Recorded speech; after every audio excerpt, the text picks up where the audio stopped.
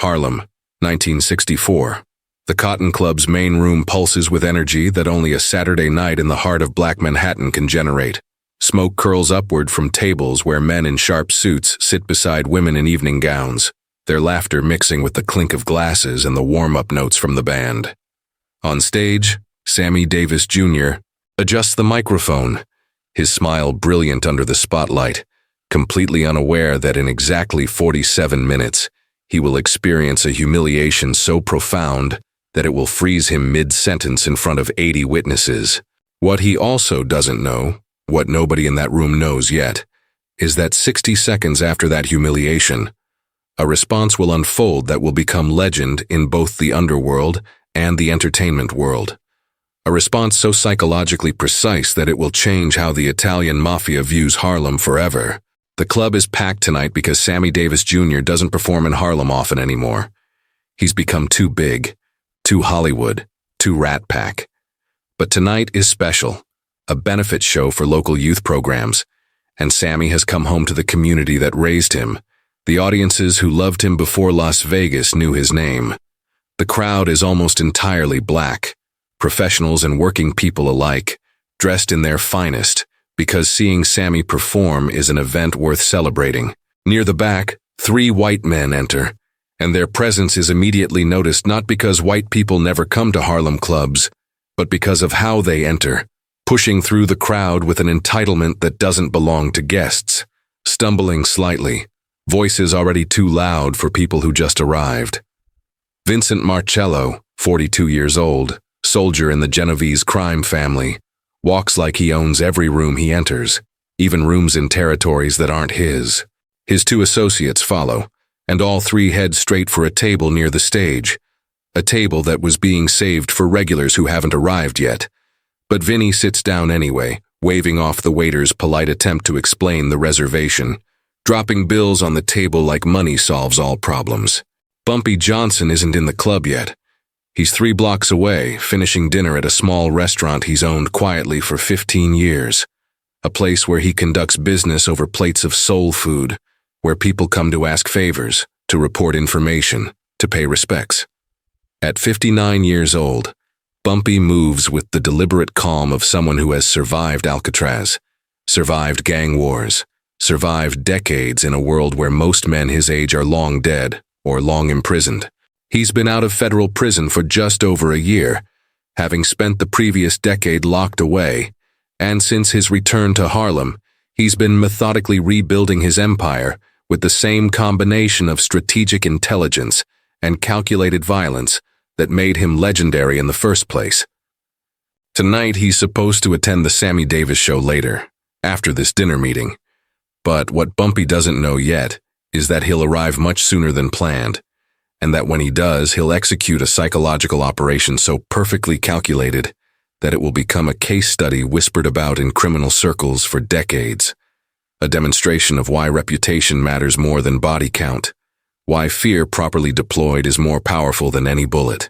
Sammy starts his first set at 11:30, and the room goes quiet the way audiences do when they know they're watching excellence. His voice fills the space, smooth and powerful, and for the first 3 songs, everything is perfect. But by the 4th song, a slow ballad that requires silence to fully appreciate, Vinny Marcello and his associates are talking loudly at their table, laughing at something that has nothing to do with the performance, their conversation slicing through the music like a knife through silk. Heads turn. People start exchanging glances. This isn't the kind of club where you talk during a performance, especially not during a Sammy Davis Jr. performance, especially not loud enough to be heard 3 tables away. A black man in his 50s, sitting close to Vinny's table, leans over politely and says something quiet, something clearly asking them to lower their voices. Vinny turns, looks at him with eyes that are glassy from alcohol and says at full volume, loud enough that at least 20 people hear clearly, "I'll talk as loud as I want, boy. You don't tell me what to do. This might be Harlem, but I'm connected, and connected means I do what I want, where I want." The man sits back, jaw tight, and the people around him exchange looks that communicate everything without words. Looks that say, this is bad, this is going to get worse. But what can we do? On stage, Sammy falters slightly, a tiny hesitation in his performance that only happens when something has genuinely disrupted his concentration. But he's a professional, so he recovers, finishes the song, and moves into his between songs patter, the charming banter that makes audiences love him. He's making a joke about his recent trip to Vegas when Vinny shouts from his table, the alcohol now fully controlling his judgment. "Hey, Sammy, you think you're funny? You think you're equal to us because Sinatra lets you hang around with him?" The club goes silent, completely silent. The band stops playing, conversations at every table cease. Sammy Davis Jr. freezes mid-sentence, his face registering shock, then processing. Then something deeper. Something that looks like pain mixed with rage, mixed with a resignation that suggests this isn't the first time he's experienced this kind of humiliation. Just the first time it's happened in Harlem, in front of his people, in a place where he thought he was safe. Vinny stands up now, swaying slightly but steady enough to continue. And what he says next will be repeated in police reports, in FBI surveillance documents, in conversations between crime family leaders, because it crosses lines that even in 1964, even among criminals, are understood to have consequences. He calls Sammy a racial slur, and then another, and then strings them together into a sentence that questions Sammy's humanity, his worth, his right to be on that stage. He says Sammy can sing and dance and do his little tricks, but at the end of the day, he's still just entertainment for white men, still someone who needs to remember his place. The words hang in the air like poison gas, and every black person in that room feels them personally, feels the attack not just on Sammy but on all of them, on their dignity, on their right to exist in spaces they've carved out for themselves. Several men start to rise from their seats, hands clenching into fists, ready to do what honor demands, but the club's security moves quickly, not to confront Vinny, but to prevent the confrontation, because they know what violence against a connected white man in a black club will bring. They know the police will come, the club will be shut down, people will be arrested, and the entire community will pay the price for defending one man's dignity, even if that man is Sammy Davis Jr. If you enjoy learning more about stories from the American Mafia underworld, click the button and subscribe to our channel. What nobody in that room knows, what Vinny Marcello in his drunken arrogance certainly doesn't know, is that information travels through Harlem faster than light travels through space. Within 90 seconds of Vinny's first outburst, a kid who works as a runner for various businesses in the neighborhood has slipped out the back door and is sprinting 3 blocks to the restaurant where Bumpy Johnson is finishing his dinner. The kid bursts through the door breathing hard, and he doesn't even need to explain everything before Bumpy is standing up, buttoning his suit jacket, his face showing absolutely no emotion, which anyone who knows him understands is far more dangerous than anger. Bumpy says something quiet to the men he's dining with, something that makes them all nod and immediately stand, reaching for coats. Because when Bumpy Johnson moves in response to a problem, he doesn't move alone. He moves with an infrastructure that's been built over decades, an infrastructure of loyalty and fear, so precisely calibrated that grown men will drop everything they're doing and follow him into situations they don't fully understand simply because he's asked them to. Back at the club, Sammy Davis Jr. has left the stage. He's in a small dressing room behind the main performance area, sitting on a worn couch, his head in his hands. The club manager is there, apologetic and helpless, explaining that they can't force Vinny out without risking everything, that Vinny has shown the butt of a gun in his waistband, that his associates are also clearly armed, that security approaching them will only escalate to gunfire. Sammy understands. He's lived his entire life understanding these calculations, understanding that being talented and famous doesn't protect you from certain kinds of men, certain kinds of hate. What he doesn't understand yet, what he can't possibly know, is that the protection he needs isn't coming from club security or police or even from his famous friends. It's coming from the one man in Harlem who has the combination of power, reputation, and complete disregard for consequences when it comes to defending his territory's honor. Vinny Marcello is feeling triumphant. He's successfully intimidated an entire room, proven his dominance, Put those people in their place. He orders another drink, tells his associates a joke that makes them laugh too loud, enjoys the fear he sees in the eyes of staff who bring him his whiskey. What Vinny understands about power is crude and simple. Power comes from the threat of violence, from connections to organizations that can hurt people, from carrying a gun and being willing to use it. What Vinny doesn't understand about power, what he's about to learn in the most psychologically devastating way possible, is that true power doesn't announce itself, doesn't shout or swagger or threaten. It simply exists, and when it moves with such certainty and inevitability that resistance becomes unthinkable. At 11:58, Bumpy Johnson walks through the back entrance of the club. He's wearing a charcoal suit that cost more than most people in Harlem make in a month, a white shirt so crisp it could cut paper, shoes polished to a mirror shine. He moves through the backstage area with the familiarity of someone who knows every club in Harlem intimately, because he either owns them outright or owns pieces of them, or has arrangements with them that make formal ownership unnecessary. He finds Sammy in the dressing room, and what he says is brief, just 2 sentences. But everyone who was in that room remembers them exactly. Bumpy places his hand on Sammy's shoulder and says, "You're royalty here, Sammy?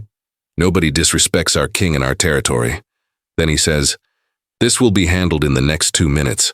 You won't need to worry about that man again."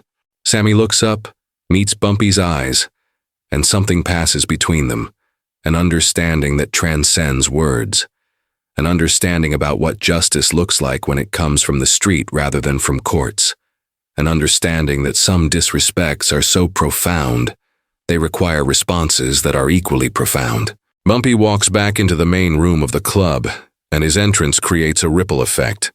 People notice him immediately. Conversations stop. A space opens up around him naturally as people step back without even realizing they're doing it. He walks directly toward Vinny's table, not hurrying, not hesitating, just moving with the absolute confidence of someone who owns the ground he walks on. Vinny doesn't notice at first. He's telling another joke to his associates. He's drunk and pleased with himself, and completely unprepared for what's about to happen. Bumpy stops beside the table. He doesn't sit down. He doesn't raise his voice. He just stands there, looking down at Vinny, and says in a tone so quiet that only the 3 men at the table can hear clearly, "You're in my territory. You disrespected a man this community reveres. You used language that isn't tolerated here. You have 10 seconds to stand up and walk out that door, or I'm going to make you leave." Vinny looks up, and there's a moment where his drunk brain processes what's happening, where he sees this older black man in an expensive suit telling him what to do, and his response is exactly what his entire life has conditioned him to deliver. He laughs. He says, "Who the hell do you think you are, old man? You know who I am? Vincent Marcello, Genovese family. You're just another Harlem nobody who thinks he matters. Get out of my face before I—" He doesn't finish the sentence. Bumpy's right hand moves with speed that contradicts everything about his age and his calm demeanor, his fingers closing around Vinny's throat with surgical precision, the grip placed exactly where it needs to be, to completely block airflow while not causing permanent damage. Vinny tries to stand, his hands moving toward the gun in his waistband, but Bumpy uses the grip on his throat to hold him seated, the pressure so precise and so powerful that Vinny literally cannot overcome it. His eyes go wide as the oxygen stops reaching his brain, as he realizes he can't breathe, can't shout, can't do anything except feel his consciousness fading. 8 seconds. That's all it takes. 8 seconds for Vinny to go from aggressive drunk to unconscious body, his eyes rolling back, his body going limp against the chair. Bumpy releases his grip, letting Vinny slump forward onto the table, and then turns his attention to the 2 associates who are sitting frozen in their seats, their hands halfway to their own weapons, but not quite committing to drawing them, because they're suddenly aware that they're in a room with 80 people who are not on their side. With a man who just choked their friend unconscious in less time than it takes to place a phone call, Bumpy says to them, still in that same quiet voice, "You have 2 choices. First choice, you try to draw those guns, and in 30 seconds you're both dead, and 40 witnesses here will testify you drew first, and it was self-defense. Second choice, you sit there quietly. Don't touch anything. And in 5 minutes my people carry your friend out of here, and you leave right after and never come back to Harlem again. The two men look at each other, and the calculation they're making is visible on their faces. They're not in their territory. They're drastically outnumbered. Every person in this room will indeed testify to whatever Bumpy says they'll testify to. Slowly, deliberately, they place their hands flat on the table, away from their weapons, and nod. 4 large men appear from near the entrance, men who were already there before Bumpy arrived, because when Bumpy Johnson moves to handle a problem, the infrastructure activates before he even asks. The network responding to his needs with the efficiency of a military operation. These 4 men lift Vinny's unconscious body, each taking a limb, and carry him through the back of the club to a car waiting in the alley. A black sedan with no plates that will never appear in any police report, because cars like this exist in a world parallel to the official one, a world where things happen that leave no paperwork, no witnesses who will talk, no evidence that courts can use. Bumpy looks around the club and says, loud enough for everyone to hear, "Sammy Davis Jr. is royalty in Harlem. Anyone who disrespects him disrespects all of us. This won't happen again."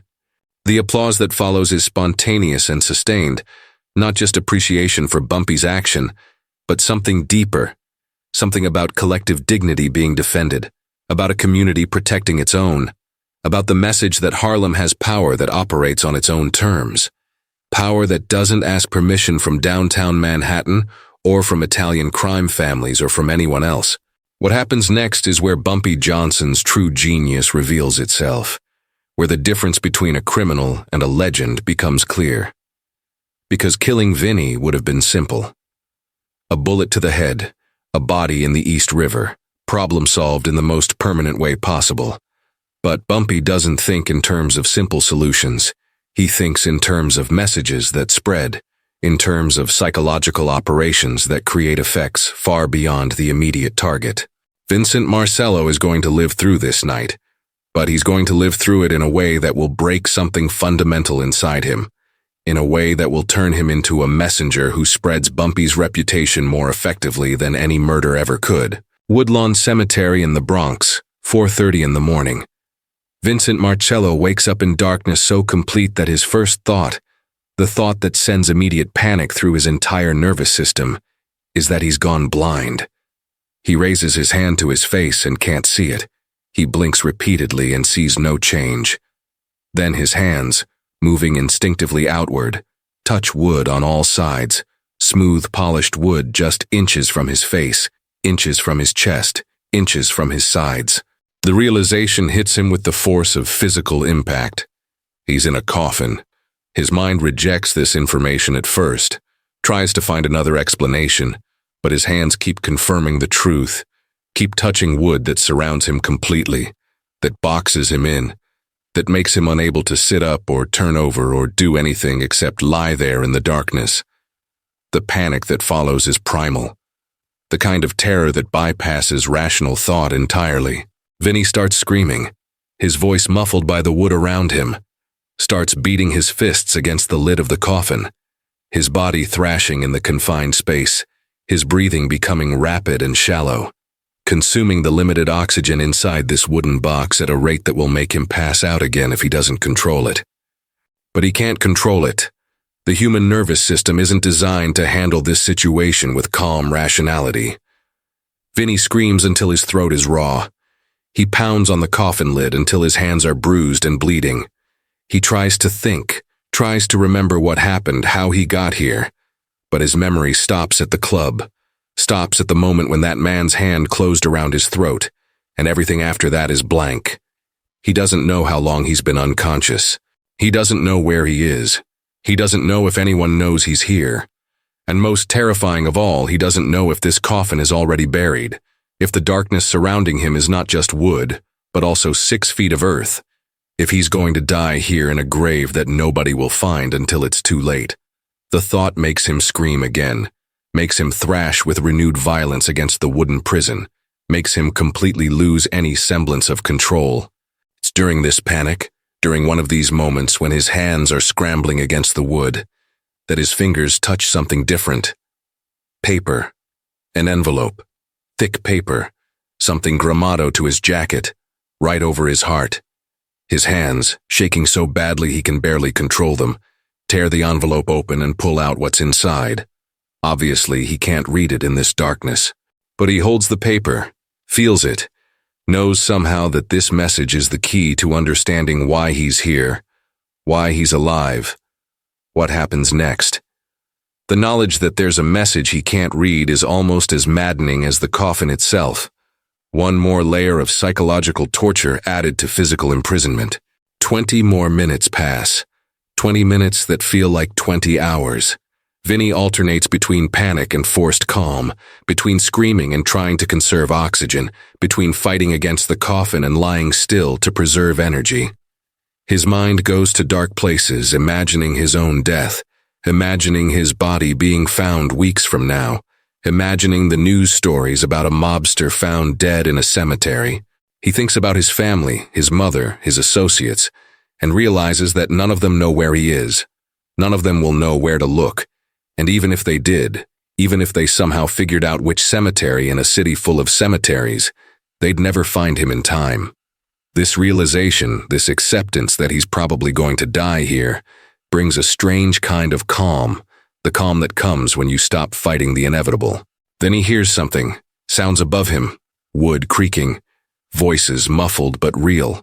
Light, sudden and blinding, floods into the coffin as the lid is lifted. Vinny sees two men in work clothes looking down at him, their faces showing shock and confusion that appears completely genuine. "Jesus Christ, there's someone alive in here," one of them says. And Vinny realizes these are cemetery workers, grave diggers who were doing their morning rounds in an abandoned section of the cemetery, checking on old graves and temporary burials, and found a coffin that shouldn't be here, sitting in a shallow depression in the ground. Not buried, but placed as if someone was preparing to bury it and then stopped halfway through. They pull Vinny out, and he collapses on the grass beside the shallow grave, breathing air that tastes like salvation, his body shaking so violently he can't stand. His hands are still clutching the envelope, and now, in the gray light of dawn, he can finally read what's written on the paper inside. The note is typed, clean letters on white paper, and as Vinny reads it, his shaking gets worse because the message is so precise, so calculated, so perfectly designed to create maximum psychological impact that he realizes immediately this wasn't just punishment. This was education. This was a demonstration of power that operates on levels he never understood existed. The note says, "You are in a cemetery because you were in Harlem. You woke up because this was a warning, not an execution. You disrespected royalty in my territory. You used language that has cost men their lives. You thought your connections protected you. They don't. This is what happens the first time you disrespect Harlem. You spend a night thinking you're going to die buried alive. You wake up with the taste of terror in your mouth. You carry this paper as a reminder of what happens when you cross lines you shouldn't cross. If you come back to Harlem. If you say Sammy Davis Jr.'s name again. If I hear you use that language about any black person again. Next time, you will be in a coffin. But next time you won't wake up. Woodlawn has space. I have connections here. Nobody will find it strange if one more grave appears. Nobody will look for you because nobody will know where to look.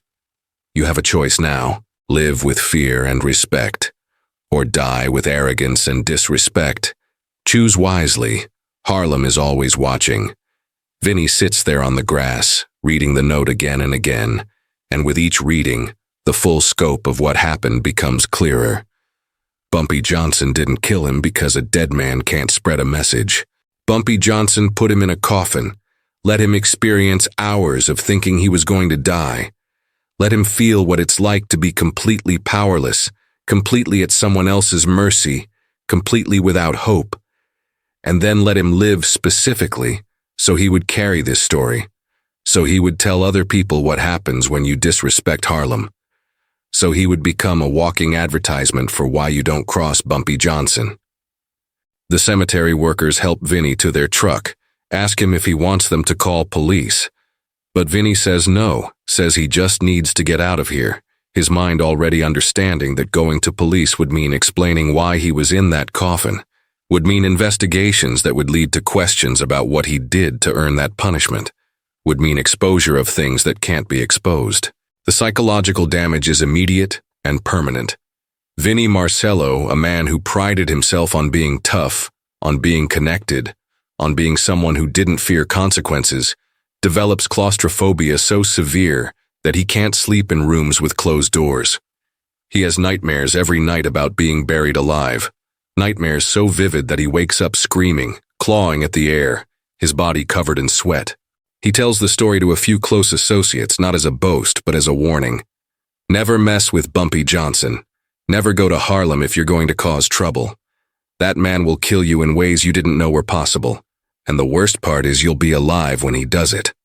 The message spreads through the Genovese family, through other families, through the entire network of Italian organized crime in New York.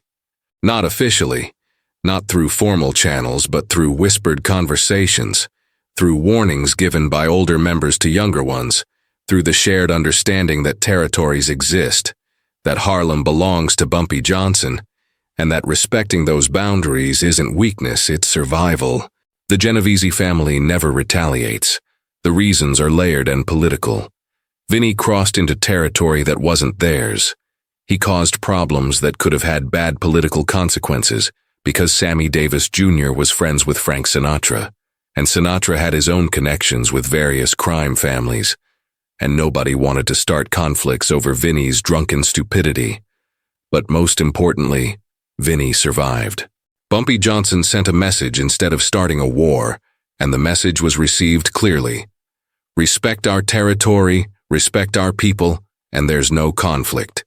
Disrespect our territory, disrespect our people, and the consequences will be so psychologically devastating that death would have been preferable.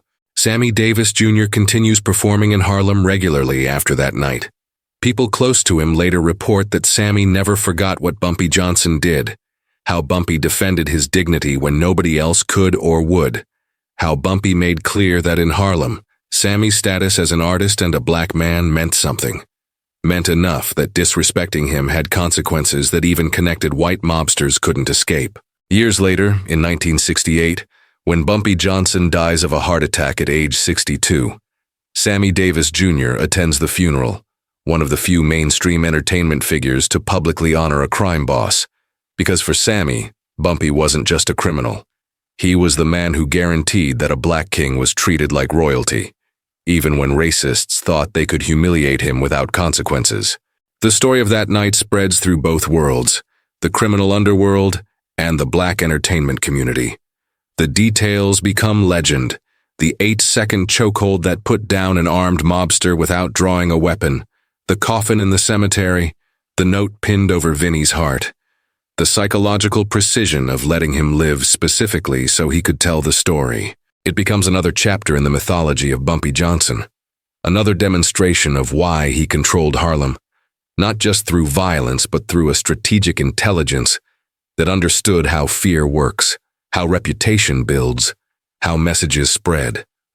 Other crime figures study what Bumpy did, not to copy it but to understand it, to grasp how a man can wield power not through the largest organization or the most guns, but through the perfect calibration of violence, psychology, and reputation. Bumpy could have killed Vinny that night, an associate says years later in an interview with a crime historian. Would have been easy. One shot, body in the river, problem solved. But Bumpy was smarter than that. He knew a dead man is just a body, a man who wakes up in a coffin and has to live with that terror for the rest of his life. That man tells the story. That man spreads the message. That man makes sure others learn the lesson without having to experience it themselves.